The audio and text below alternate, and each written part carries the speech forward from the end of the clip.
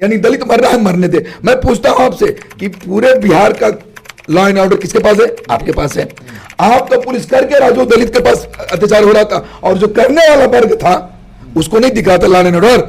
इसका मतलब आप उसको बढ़ावा दे रहे हैं, यानी दलित पर जो अत्याचार उसको बढ़ावा ना दे रहे हैं आप, कि ताकि भाई समाजवादी लोग, शोषक लोग दलित को सता दे रहे हैं, और उसमें आपका भी यहाँ है। नमस्कार, मैं हूं चितरंजन कुमार और आप देख रहे हैं जनहित संदेश। दोस्तों, आज हमारे बीच में फौज से रिटायर्ड हमारे बीच में फौजी साहब जी शिव कुमार जी हैं, जो भारतीय फौज में रह करके बहुत दिन तक ये अपनी सेवा दिए हैं, और आज भी इनके जीवन में वो तमाम चीज़ देखे जाते हैं, देशभक्ति से लेकर के देश के प्रति स्नेह, समर्पण, डेडिकेशन, एवरीथिंग, सब कुछ इनमें देखा जाता है। सर, सबसे पहले तो हम आपको जय हिंद कहते हैं, इसलिए कि भाई आप देश के प्रति समर्पित आप लोग हैं।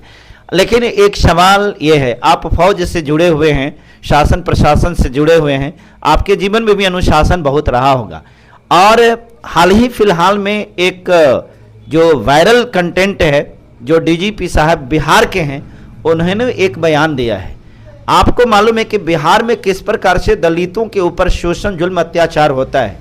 एक जानवर तक के शर्मा जाती है, वो भी शर्मिंदगी का एहसास करती है, परंतु बिहार के डीजीपी को इस शर्म नहीं आता है।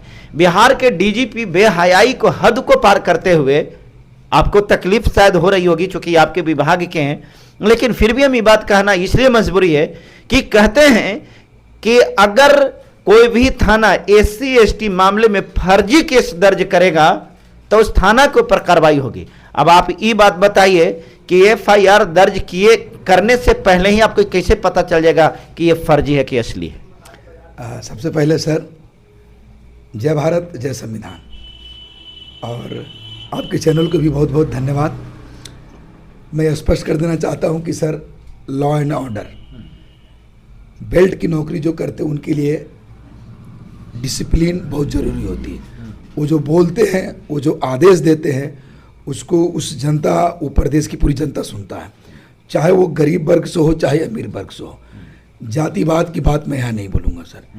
यदि वो डीजीपी जी को मालूम होता कि वो SC ST एक्ट डीजीपी जी ने नहीं बनाए थे, देश का सर्वोच्च न्यायालय सुप्रीम कोर्ट का यह आदेश था, सुप्रीम कोर्ट ने बनाया था। मैं सुप्रीम कोर्ट को बहुत बहुत धन्यवाद देता हूं सर, कि भारत में दलित आज़ादी के 77 साल 78 साल बाद भी वही हालत में जी रहे हैं जो पहले था। तो क्या डीजीपी जी अपने आंख पे पट्टी बांध कर रखे थे?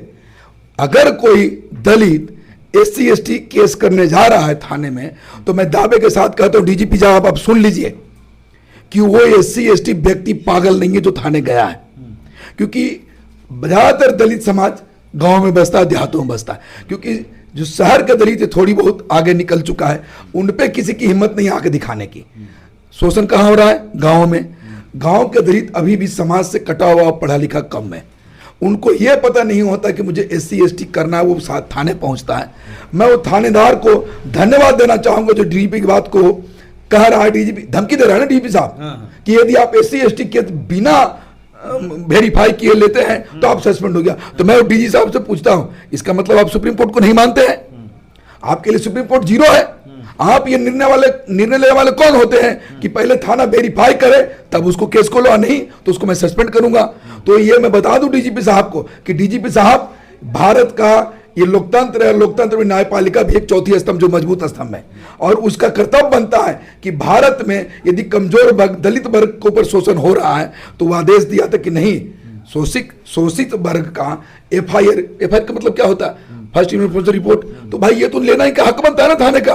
और डीजीपी साहब आप भी सुन लीजिए, आपको लेना पड़ेगा, आप ये बयान वापस लीजिए कि भाई जो थाना FIR नहीं लेता है तो उसके ऊपर सस्पेंड करेंगे बिना वेरीफाई के। तो वेरीफाई करने वाला कौन है? सुप्रीम कोर्ट है। लेकिन थाना को तो दोबारा जो है, फिर उन्होंने दोनों रूप से थाना को इस प्रकार से जकड़ा है, फिर दोबारा उनका स्टेटमेंट आया है, उन्होंने कहा है कि अगर कोई भी थाना SC ST केस में लापरवाही करेगा तो उसको बर्खास्त कर दिया जाएगा। एक तरफ से लापरवाही ना करने के लिए कहते हैं, और दूसरी तरफ से कहते हैं कि अगर फर्जी केस हो गया तो भी सस्पेंड होना है। अब इस स्थिति में थानेदार को क्या करना चाहिए? मैं बताता हूं सर, इस पर एक छोटी सी। सर, गया के चुनौती में SC ST थाना है, वहां हमने एक केस भेजा टनकुप्पा का, जो केस करने गया फरियादी दलित व्यक्ति था एक जाधव के खिलाफ। एससी एसटी थाना केस लेता है और जो उनका स्थानीय थाना टनकुप्पा था उसके कहने पर एससी एसटी के थाना का जो दरोगा था उस व्यक्ति को 6 व्यक्ति के साथ अंदर कर देता है और यह कहता है कि आप यहां बैठिए, हम टनकुप्पा से पूछ लेता हूं आपको हम लेंगे। तो मैं पूछता हूं डीजीपी साहब, आपका थाना जो चंदौती एससी थाना आपका नहीं है, वो थाना आपका नहीं है। आप एक तरफ कह रहे हैं कि एससी एसटी केस वेरीफाई करके लेना, एक तरफ कह रहे हैं कि भाई फर्जी निकला, यही ना कह रहे हैं। तो भी नहीं छोड़ेंगे, इसका मतलब यही ना आप कहना चाह रहे हैं कि आप ना ले ना करें, यानी दलित मर रहा है मरने दे। मैं पूछता हूं आपसे कि पूरे बिहार का लॉ एंड ऑर्डर किसके पास है? आपके पास है। आपका पुलिस करके रहा जो दलित के पास अत्याचार हो रहा था, और जो करने वाला वर्ग था उसको नहीं दिख रहा था लॉ एंड ऑर्डर। इसका मतलब आप उसको बढ़ावा दे रहे हैं, यानी दलित पर जो अत्याचार उसको बढ़ावा ना दे रहे हैं आप, कि ताकि भाई सामंतवादी लोग, शोषक लोग दलित को सता दे रहे हैं, और उसमें आपका भी यहाँ है, आपका भी यहाँ है ना। फौजी साहब, आज तक हमने कभी नहीं सुना है कि कोई दलित आदमी, कोई स्वर्ण मानसिकता वाले, कोई फॉरवर्ड क्लास के आदमी के सिर के ऊपर पेशाब कर दे, उसके मुंह में पेशाब कर दे, उसके बहन बेटियों के साथ में रेप और बलात्कार कर दे, छेड़खानी कर दे, ऐसा नहीं सुना है। जबकि वो मात्र 15% है। इतने परसेंट यहाँ आबादी है दलितों के, लेकिन दलितों के साथ बर्बरता होती है। इस चीज़ को डीजीपी साहब को नहीं दिखता है, और जो इनके साथ में इस प्रकार की जानवर से भी बदतर जो है हालात बनाई जाती है, मारपीट के बावजूद जब ये थाने में जाते हैं तो दलितों को ही बंद किया जाता है, डराया जाता है, धमकाया जाता है। इस स्थिति में ऐसे डीजीपी को रहते हुए आपको लगता है कि इन दलितों को न्याय मिल पाएगा? मैं स्पष्ट कर देना चाहता हूं कि ये होली बीत गया, डीजीपी साहब, ये होली बीत गया, आप घर नहीं थे।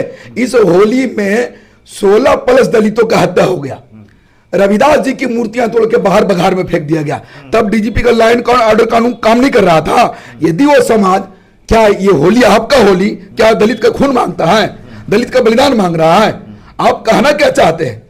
आप यही ना कहना चाहते कि दलित मर रहा था मरता रहे, आपका कानून, आपका प्रशासन सोता रहे।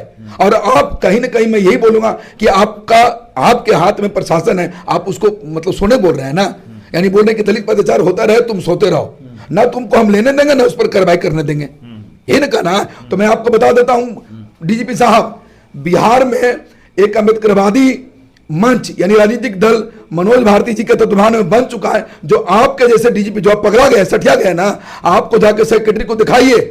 अगर आपने बेल्ट पहना है और अगर आपने कानून, लॉ और संविधान की कसम खाया, तो आप अपने बयान, ये जो बयान दिए हैं, इस बयान को जितना जल्द से जल्द सुधारिए। और मैं अगर नहीं आप सुधारते हैं तो ये जो समता मूलक संग्राम दल बिहार में जो उदय हुआ पार्टी, वो आपको ये बयान वापस लेने पर मजबूर करके आपको घर भेजने का काम करेगा, क्योंकि आप सठिया गए, आपके पास दिमाग नहीं है। एक तो आपका मुख्यमंत्री सठिया गया है, बयान देना कुछ, बयान दे रहा है कुछ, उसके साथ आप भी पगला गए, आप भी पगला गए ना। आपकी सरकार जो वर्तमान सरकार है डबल इंजन के साथ, वो इन दलितों को वोटों पर आया है, ये दलित के वोट पर नहीं उस सत्ता में काबिज है। अब आप उनका ही चमचा, आप उनका ही पालतू कुत्ता बन करके आप भौंक रहे हैं कि भाई आप लो और फिर ना भी करो।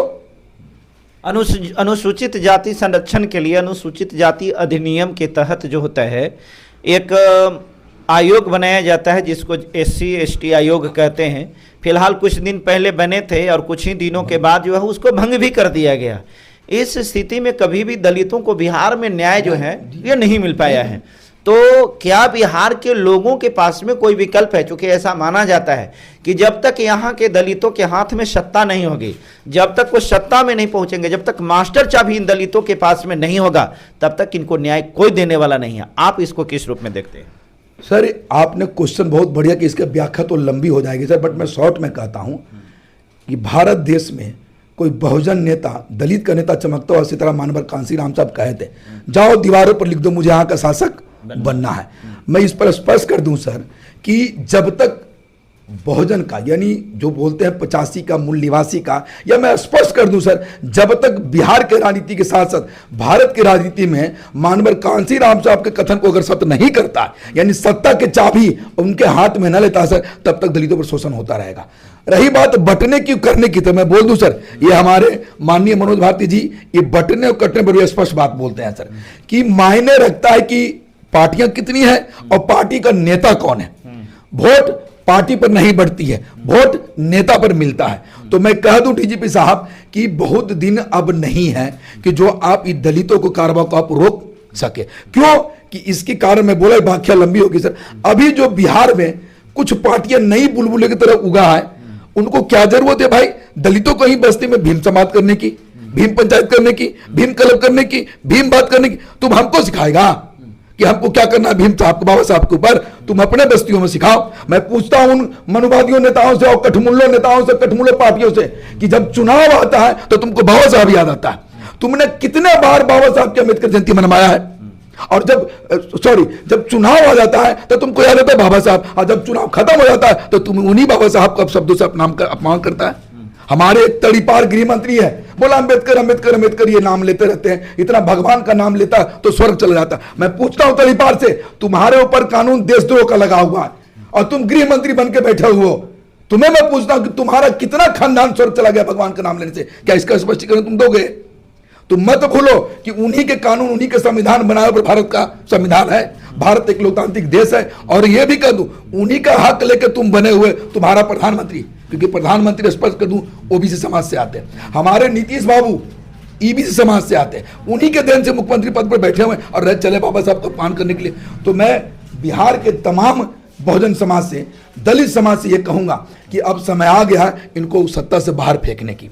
क्यों कि जिनका सत्ता नहीं होता, जिस समाज का नेता नहीं होता, उसकी समाज पिटाता, मराता, कुटाता। एक आखिरी सवाल फौजी साहब ये मेरा है, बिहार में दलितों की भी पार्टियां हैं, जैसे जीतन राम मांझी की पार्टी है, रविदास समाज की पार्टी के रूप में बहुजन समाज पार्टी को भी लोग लेते हैं, चिराग पासवान की पार्टी, ये सब कहा जाता है कि दलितों की पार्टी, अनुसूचित जाति की पार्टी है।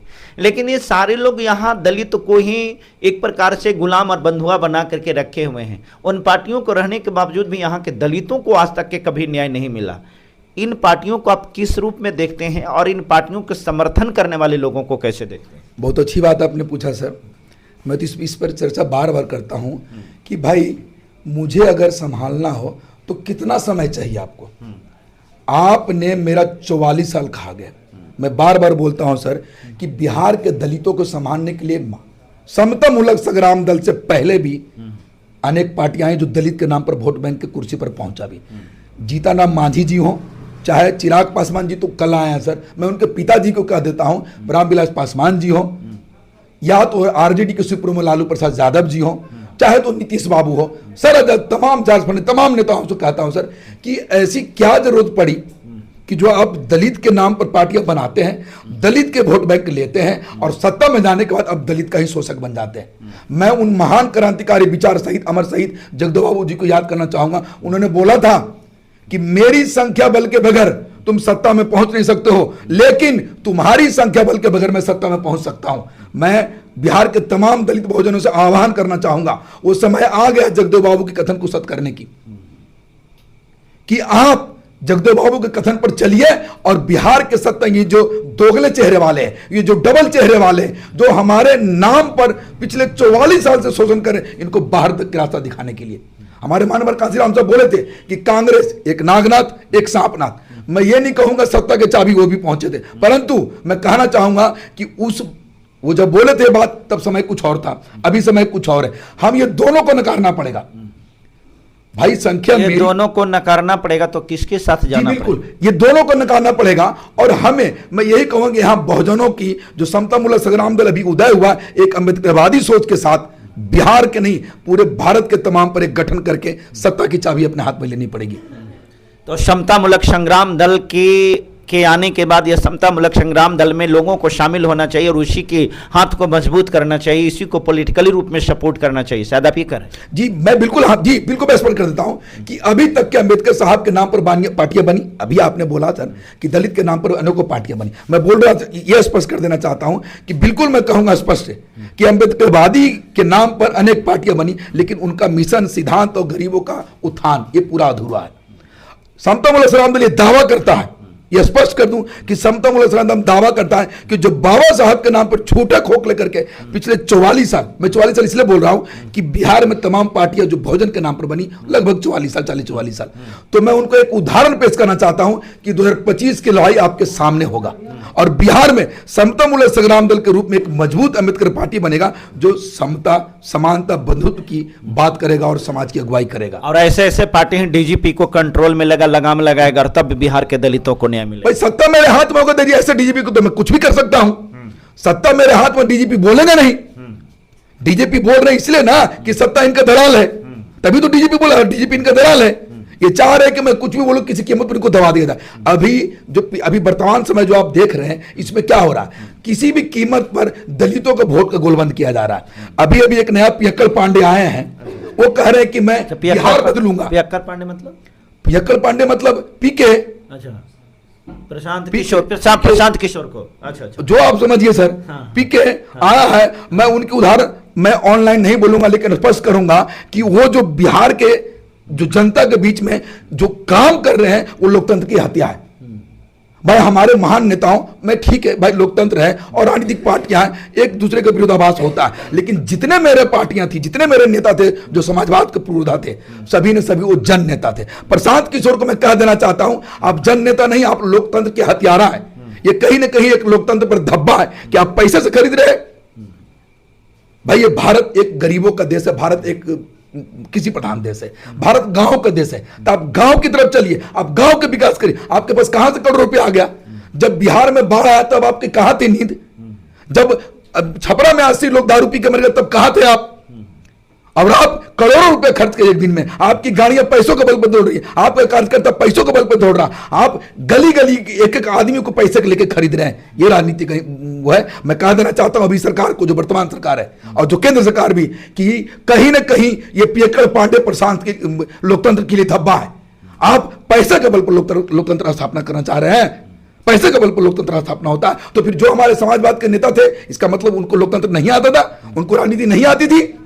ये पियक्कड़ पांडे सुन ले, ये बिहार में तुम्हारी दाल गलने वाली नहीं है, क्योंकि बिहार का एक बहुजन का बेटा, एक अम्बेडकरवाद का बेटा मनोज भारती के रूप में बिहार में आ चुका है, जो आने वाला समय में बिहार 2025 में अम्बेडकरवाद सरकार की स्थापना करेगा। बहुत बहुत धन्यवाद फौजी साहब, और आप सभी लोगों को, सभी दर्शकों को मैं धन्यवाद देता हूं। आपको से निवेदन करना चाहता हूं कि जो कोई भी इस चैनल पर पहली बार हैं, इस वीडियो को पहली बार देख रहे हैं, कृपया चैनल को सब्सक्राइब कर लीजिए, लाइक कीजिए और आप अपना कीमती कमेंट जरूर लिखिए कि आपको ये वीडियो कैसा लगा। फिर मिलते हैं अगले वीडियो में, तब तक के लिए शुक्रिया।